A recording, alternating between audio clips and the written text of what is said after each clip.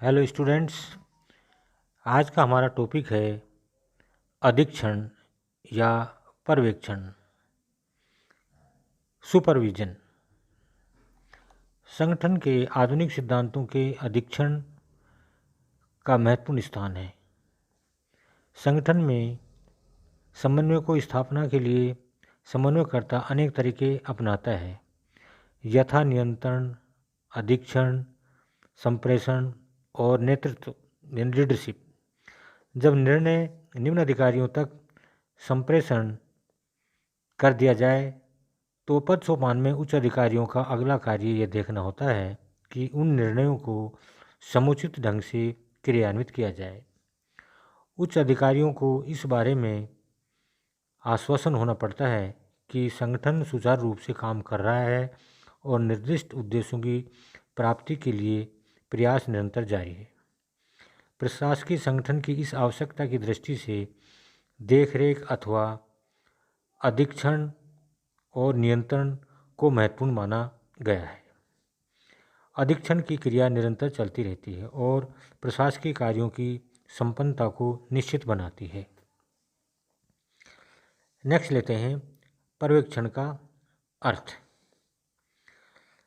पर्यवेक्षण दो शब्दों अधि प्लस वीक्षण का योग है, यानी कि सुपर प्लस विजन, जिसका अर्थ होता है देखने की उच्च शक्ति अथवा दूसरों के कार्यों को अधीक्षण करना।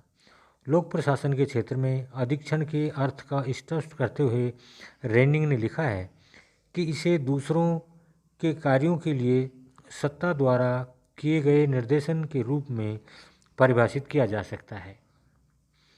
अधीक्षण का सामान्य अर्थ है उच्च अधिकारी द्वारा अधीनस्थ अधिकारियों का मार्गदर्शन करना, उनकी गतिविधियों पर निगरानी रखना और उनके कार्यों के परिणामों का पर्यवेक्षण करना, यानी सुपरविजन करना।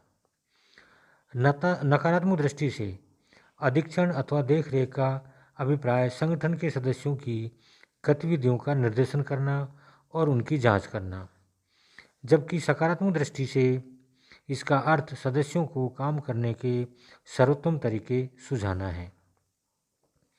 अधीक्षण का उद्देश्य होता है संगठन के विभिन्न अंगों के समन्वय स्थापित करना और ये देखना कि सभी अंग अपना अपना कार्य उचित ढंग से या उचित रूप से संपन्न कर रहे हैं। मार्गरेट विलियम ने अधीक्षण को एक ऐसी प्रक्रिया माना है जिसके अंतर्गत कर्मचारियों को उनकी आवश्यकताओं के अनुसार सीखने, अपने ज्ञान और कौशल का सर्वोत्तम प्रयोग करने तथा योग्यताओं का सुधार करने के लिए किसी पदाधिकारी की सहायता प्राप्त होती है, ताकि वे अपने कार्य को अधिक प्रभावी रूप से तथा स्वयं के एक अभिकरण के संतोष के साथ संपन्न कर सकें। कभी कभी देखरेख या अधीक्षण बजट के निहित धाराओं और आवश्यकताओं द्वारा भी होता है। उदाहरण के लिए अधीनस्थ अधिकारियों को अपने अपने कार्यों की प्रगति पर प्रतिवेदन, कामकाज, फाइलें आदि उच्च अधिकारियों को भेजने पड़ते हैं और अधीक्षक अर्थात देखरेख करने वाला उच्च अधिकारी इन कागजों की सहायता से संगठन के कार्यों की तथा उनके परिणामों की आवश्यक जानकारी प्राप्त कर सकता है। उच्च अधिकारी लक्ष्य प्राप्त करता है और उसका यह दायित्व है कि यह लक्ष्य प्राप्ति के लिए संगठन की गतिविधियों की देखरेख करें। संक्षेप में हम कह सकते हैं कि अधीक्षण का अभिप्राय परिणामों का अवलोकन है। किसी भी संगठन को शक्तिशाली बनाने के लिए पर्यवेक्षण की प्रक्रिया का महत्वपूर्ण स्थान होता है। नेक्स्ट है पर्यवेक्षण या अधीक्षक के कार्य। पर्यवेक्षक या अधीक्षक के कार्य। अधीक्षक का एक शिक्षाप्रद रूप है। इसे स्पष्ट करते हुए डॉक्टर अवस्थी एन माहेश्वरी ने लिखा है कि अधीक्षण निरीक्षण तथा खोजबीन से कहीं अधिक होता है। निरीक्षण और खोजबीन को अधीक्षण प्रक्रिया में केवल अंग मात्र है। वस्तुतः अधीक्षण किसी प्रशासकीय कृत्य के रूप में नियंत्रण से कहीं अधिक है। इसका एक शिक्षाप्रद रूप है। अधीक्षक से यह आशा की जाती है कि वह अपने अधीन कार्य करने वाले कर्मचारियों को सर्वोत्तम कार्य विधि सिखाएं। इसके अतिरिक्त कर्मचारी अपने अधीक्षक से मंत्रणा या मार्गदर्शन की आशा रखते हैं, अतः उसका कार्य परामर्श देना भी है। इस प्रकार अधीक्षक का कार्य नेता का कार्य है। संक्षिप्त में हम कह सकते हैं कि अधीक्षक के अनेक तत्व हैं, जैसे प्रत्येक कृत्य के लिए उपयुक्त व्यक्ति का चयन, प्रत्येक व्यक्ति के लिए उसके कार्य के प्रति रुचि उत्पन्न करना तथा उसे कार्य करने के ढंग की शिक्षा देना, कार्य संपन्न किए जाने की गति तथा कार्यदक्षता का मापन, ताकि वह निश्चित हो जाए कि शिक्षण पूर्ण रूप से प्रभावशाली सिद्ध हुआ है। जहाँ गलती को सुधारने की आवश्यकता हो वहाँ गलती सुधारना तथा जिन पर इसका प्रभाव न हो उन्हें किसी अन्य अधिक उपयुक्त कार्य में लगा देना या उसे हटा देना।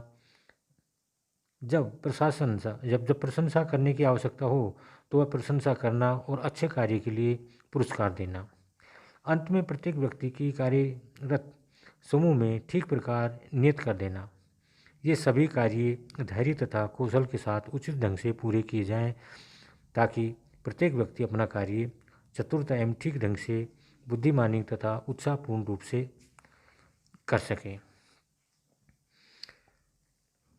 हेमेन ने अधीक्षण के 3 मुख्य कार्य बताए हैं।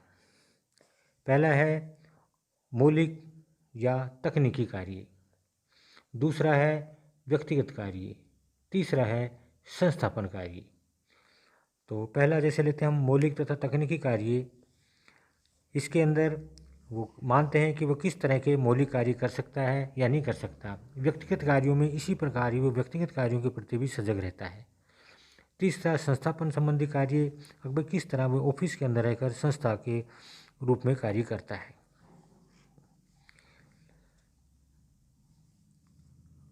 मौलिक अधीक्षण और प्रावधिक अधीक्षण में अंतर स्पष्ट करते हुए बताया कि जहां प्रथम का संबंध किसी अभिकरण द्वारा किए गए वास्तविक कार्य से होता है, वहाँ द्वितीय का संबंध उन तरीकों से होता है जिनके द्वारा कार्य किया जाता है। इस प्रकार से पर्यवेक्षण के कार्यों की प्रकृति विविध और बहुमुखी है। उसकी सफलता इस बात पर निर्भर करती है कि उसमें नेतृत्व क्षमता कितनी है। नेक्स्ट लेते हैं पर्यवेक्षण के पर्यवेक्षक के कार्य करने के 3 प्रमुख स्वरूप। इसके अंदर भी एक अच्छे पर्यवेक्षक के कार्य के लिए 3 मुख्य स्वरूप बताए हैं। नंबर 1, उसमें विशेष कौशल हो, अर्थात उसमें यह निर्देश करने की शक्ति हो कि अमुक कार्य अमुक प्रकार से अधिक सुगम होगा। नंबर 2, उसमें संस्थानीय ज्ञान हो, अर्थात वह यह भली प्रकार से जानता हो कि उस कार्यालय की सामान्य नीति क्या है, उसका विशेष प्रयोजन क्या है और किस भांति वह प्रयोजन सिद्ध हो सकता है। तीसरा है उसमें मानव प्रकृति की परख की योग्यता हो, अर्थात उसे ये ज्ञान हो या ये ज्ञात हो कि कर्मचारियों का मानव स्तर क्या है और संगठन के लिए उनके साथ कैसा व्यवहार उचित हो। नेक्स्ट लिखते हैं पर्यवेक्षण के तरीके। पर्यवेक्षण भी एक कला है, इसके लिए भी उचित तरीके अपनाना जरूरी है। मिलेट ने पर्यवेक्षण के 6 तरीके बताए हैं। नंबर 1, परियोजनाओं पर पूर्व स्वीकृति प्राप्त होनी चाहिए। नंबर 2, सेवा स्तर मानदंड की घोषणा होनी चाहिए। नेक्स्ट है कार्यों की व्यापकता पर बजट संबंधी सीमाएं होनी चाहिए। नेक्स्ट है मुख्य अधीनस्थ कर्मचारी वर्ग का अनुमोदन होना चाहिए। नेक्स्ट है कार्य प्रगति संबंधी प्रतिवेदन प्रणाली हो। नेक्स्ट है परिणामों का निरीक्षण हो आदि। तो इनका हम डिटेल से वर्णन लेते हैं। पहला है परियोजनाओं पर पूर्व स्वीकृति प्राप्त होनी चाहिए। संगठन के किसी कार्य को क्रियान्वित करने के पहले पर्यवेक्षक को पूर्व स्वीकृति प्राप्त होनी चाहिए।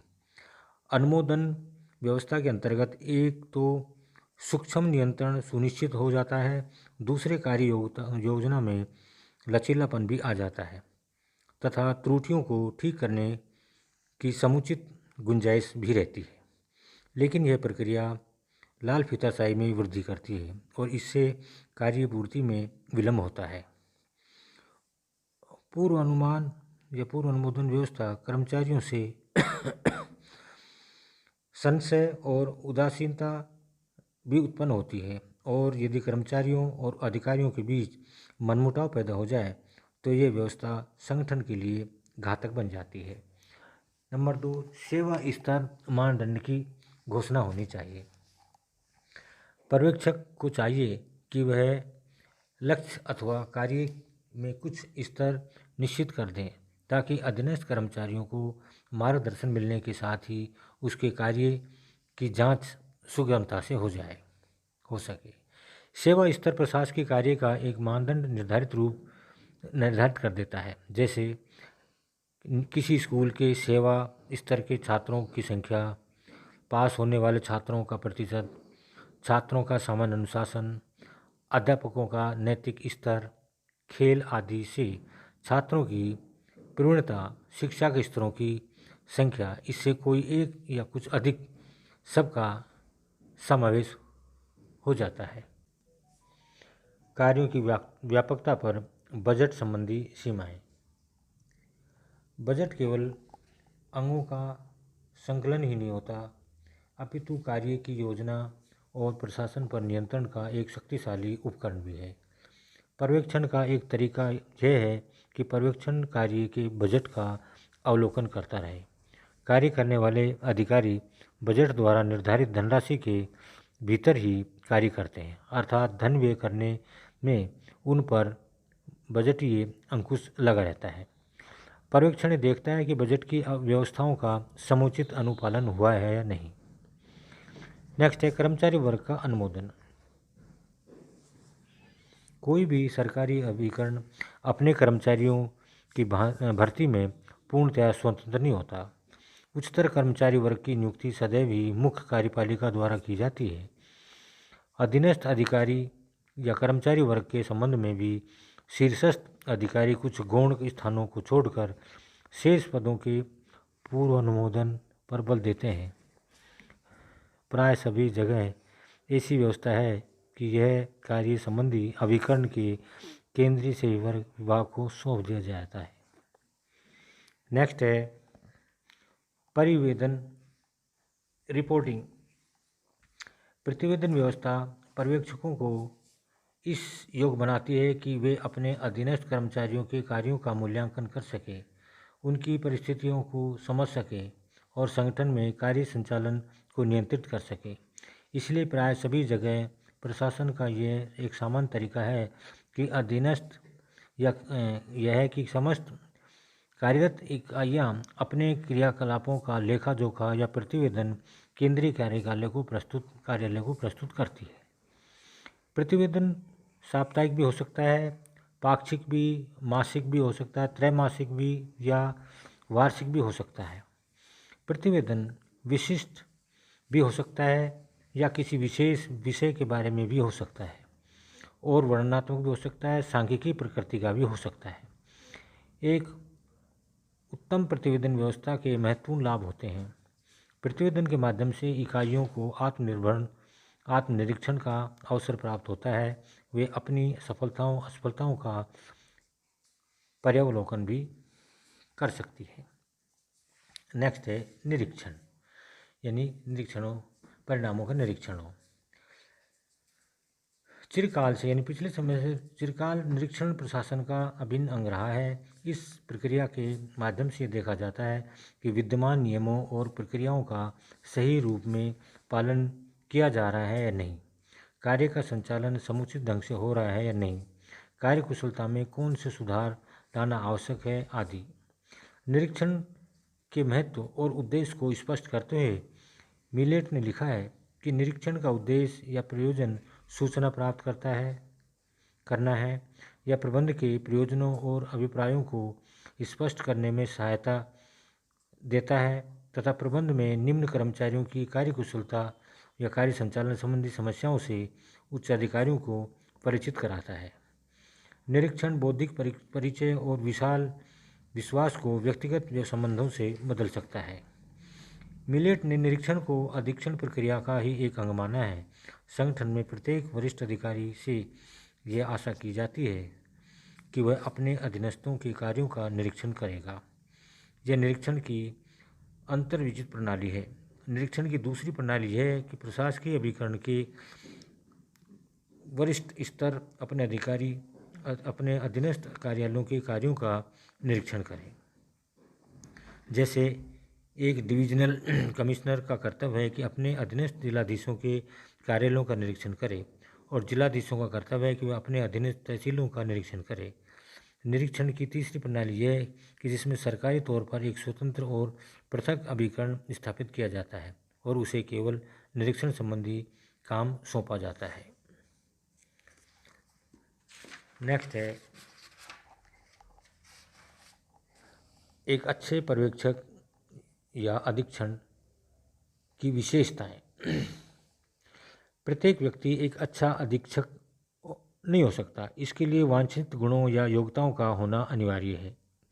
जैसा कि पिफनर ने एक अधीक्षक के लिए 8 आवश्यक गुणों की सूची प्रस्तावित की है, जिसमें डॉक्टर अवस्थी एवं माहेश्वरी ने इस प्रकार प्रस्तुत किया है।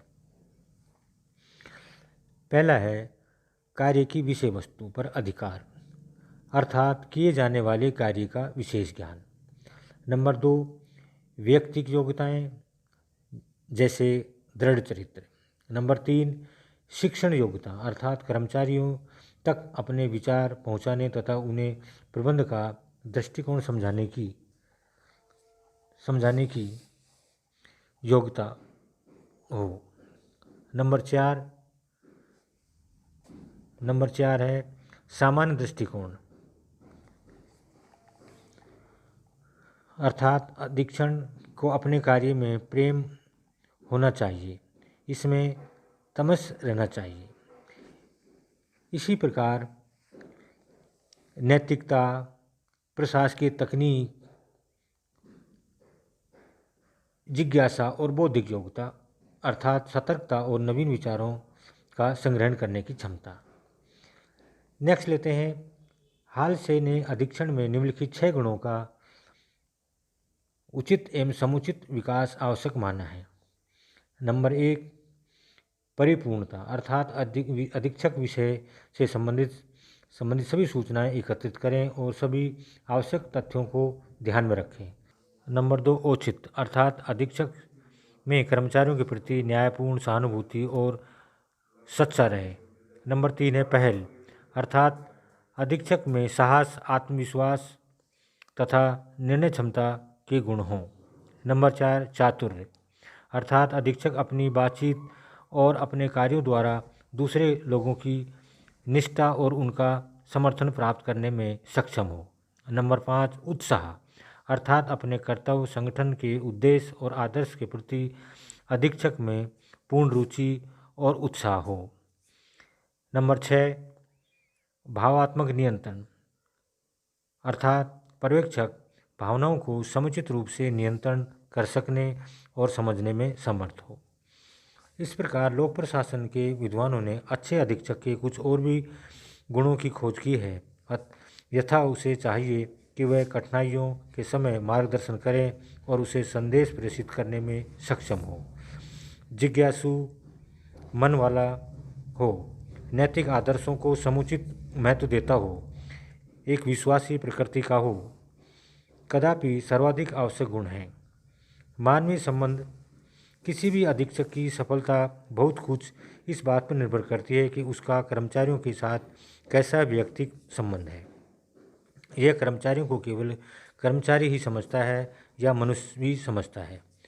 केवल यांत्रिक संबंध अधीक्षक को सफल नहीं बना सकते। इस प्रकार से पर्यवेक्षक के लिए तकनीक और मानवीय गुणों से परिपूर्ण होना आवश्यक है। तो आशा करता हूँ कि आज का हमारा यह टॉपिक आपको समझ में आ गया होगा। धन्यवाद।